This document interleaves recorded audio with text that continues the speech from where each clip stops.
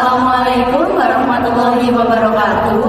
Kami dari mahasiswa Untak Surabaya, Fakultas Ilmu Sosial dan Ilmu Politik, Program Studi Administrasi Negara. Sebelumnya, perkenalkan, nama saya Rina Amalia dari NIM 111220004. saya Natania Chandra Fadila dari NIM 11122000138. saya Revinda Nurmalasari dengan NIM 11122000141. Video ini dibuat untuk memenuhi tugas evaluasi akhir semester Mata kuliah Advokasi dan Komunikasi Kebijakan dengan dosen pengampu Edi Royudi SK MSI. Latar belakang. Dalam dinamika kehidupan berbangsa dan bernegara, kebijakan publik memiliki peran penting sebagai instrumen untuk mengatur dan mengarahkan berbagai kepentingan masyarakat. Namun, proses perumusan dan perubahan kebijakan tidak selalu berjalan ideal karena adanya kepentingan politik, birokrasi yang kaku, serta keterbatasan partisipasi publik. Disinilah peran advokasi kebijakan menjadi sangat penting sebagai upaya sistematis dan terorganisir untuk memengaruhi proses pengambilan keputusan agar lebih berpihak pada kepentingan masyarakat yang luas. Lalu terdapat tujuan dari latar belakang yang telah dijelaskan sebelumnya, yaitu yang pertama menjelaskan konsep dasar advokasi dan komunikasi kebijakan serta hubungannya dalam proses perubahan kebijakan publik. Yang kedua, menggambarkan peran media massa dan media sosial dalam mendukung kampanye kebijakan melalui advokasi yang efektif. Yang ketiga, mengeksplorasi isu etika dan tantangan kontemporer dalam praktik advokasi termasuk penyebaran informasi yang menyesuaikan. Yang keempat, membedakan pendekatan advokasi di tingkat lokal dan internasional serta mengenali aktor-aktor utama dan strategi yang digunakan. Materi yang pertama adalah media dalam advokasi. Peran media, massa, dan media sosial. Media berperan penting dalam menyebarluaskan isu kebijakan dan mendukung proses advokasi. Dua jenis media yang umum digunakan dalam advokasi adalah media massa dan media sosial. Kombinasi keduanya dapat memperluas jangkauan dan meningkatkan partisipasi publik dalam perubahan kebijakan. Peran atau fungsi utama media massa dalam advokasi kebijakan. Yang pertama, memberikan legitimasi dan kredibilitas terhadap isu advokasi. Yang kedua, mendorong pembuat kebijakan merespon isu yang diliput secara luas. Yang ketiga, menjadi sumber utama informasi bagi masyarakat umum. Yang keempat, memfasilitasi opini publik melalui editorial, liputan, dan diskusi panel. Peran atau fungsi media massa, media sosial dalam advokasi kebijakan. Yang pertama, menyebarluaskan pesan advokasi secara cepat dan luas. Yang kedua, membangun komunitas pendukung secara daring. Yang ketiga, menggalang opini publik dan solidaritas global. Dan yang keempat, menyediakan ruang dialog interaktif antara advokat dan publik. Jika terjadi kolaborasi media massa dan media sosial, maka keduanya saling melengkapi dalam strategi advokasi. Media sosial mendorong partisipasi cepat dan viralitas. Media massa membangun kedalaman informasi dan kredibilitas. Kolaboratif efektif jika pesan konsisten dan disesuaikan dengan masing-masing kanal dan jangkauan massa dan engagement komunitas dimanfaatkan secara maksimal. Selanjutnya, strategi penggunaan media untuk kampanye kebijakan. Strategi penggunaan media dalam kampanye kebijakan berfokus pada pemanfaatan media massa dan media sosial untuk mencapai tujuan advokasi. Kuncinya adalah 1. Pemetaan dan pesan. Identifikasi media atau audiens target yang relevan, kembangkan pesan kunci yang jelas, menarik dan didukung oleh narasi atau visual yang kuat. Yang kedua, media massa. Bangun hubungan baik dengan pers, sediakan siaran pers, adakan konferensi pers, dorong penulisan opini, dan siapkan wartawan. Yang ketiga, media sosial. Pilih platform yang tepat, gunakan tagar, publikasikan konten beragam seperti visual dan video, libatkan audiens, manfaatkan influencer, dan pertimbangkan iklan berbayar. Dan yang terakhir adalah kolaboratif dan adaptif. Materi yang kedua, etika dan tantangan dalam advokasi. Etika komunikasi dan advokasi. Advokasi memerlukan prinsip etika agar tetap kredibel dan bertanggung jawab. Tantangan dalam era digital mencakup penyebaran hoaks dan manipulasi informasi. Etika menjadi landasan untuk menjaga integritas dalam mempengaruhi kebijakan publik. Etika penting untuk membangun kepercayaan dari masyarakat dan pemangku kepentingan. Prinsip dasar etika advokasi ada 4, yaitu kejujuran, transparansi, akuntabilitas, dan keadilan. Isu hoaks dan manipulasi informasi dalam advokasi.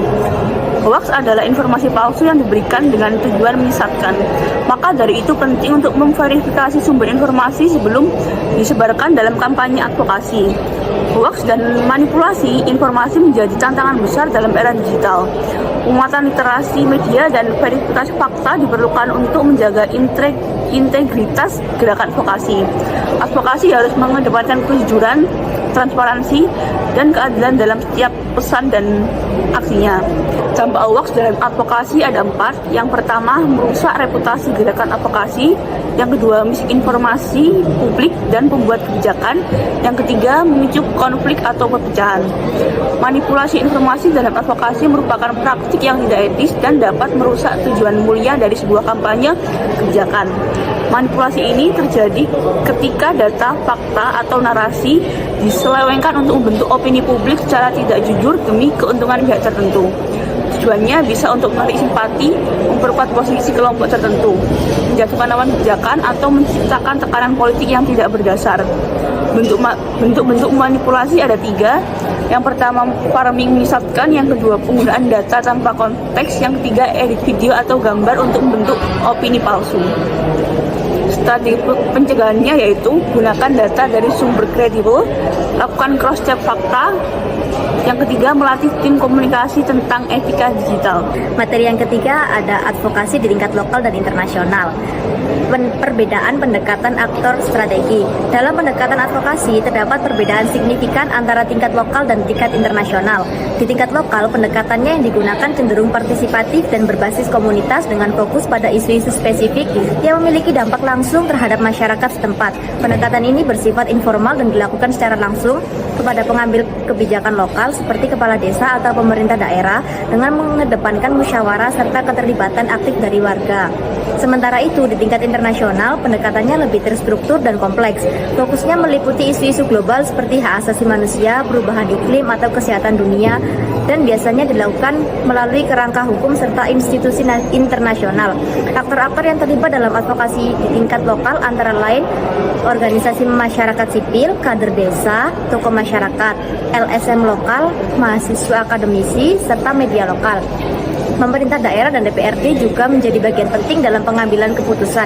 Sedangkan pada tingkat internasional, aktor yang berperan meliputi organisasi internasional seperti PBB, WHO atau Amnesty International, NGO multinasional, serta Greenpeace dan Oxfam, jaringan advokasi global, selebriti atau aktivis internasional, serta pemerintah negara lain dan lembaga donor internasional. Materi yang keempat ada praktik dan simulasi advokasi. Contoh simulasi kampanye advokasi.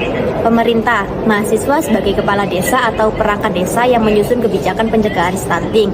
Aktivitas dalam simulasi yaitu berupa rapat kebijakan desa, konsultasi publik bersama kader posyandu. Masyarakat, mahasiswa sebagai warga yang terdampak dan terlibat dalam gerakan anti-stunting. Aktivitasnya berupa aksi simbolik, petisi online, testimoni ibu, dan kader. Materi yang kelima ada evaluasi dan dampak advokasi. Indikator keberhasilan advokasi ada 3, indikator proses output, mengukur kegiatan yang dilakukan. Yang kedua ada indikator hasil jangka pendek atau outcome, mengukur perubahan langsung setelah advokasi. Yang ketiga ada indikator dampak jangka panjang atau impact, mengukur perubahan substansi pada kebijakan atau kondisi sosial sebagai tujuan aksi advokasi. Pengukuran dampak advokasi kebijakan yang pertama merumuskan tujuan jangka pendek, menengah, dan panjang secara spesifik dan terukur. Yang kedua ada dokumentasi dan pelaporan, mencatat proses, tantangan, dan capaian dalam bentuk laporan atau publikasi. Yang ketiga ada refleksi atau penyesuaian strategi, menilai apa yang berhasil dan tidak, kemudian melakukan adaptasi dan melibatkan stakeholder untuk masukan dan validasi. Kesimpulan dari pembahasan yang telah dijelaskan sebelumnya yaitu pembelajaran mengenai advokasi dan komunikasi kebijakan memberikan pemahaman yang mendalam mengenai bagaimana proses perubahan kebijakan publik dapat dipengaruhi secara strategis melalui partisipasi masyarakat dan komunikasi yang efektif.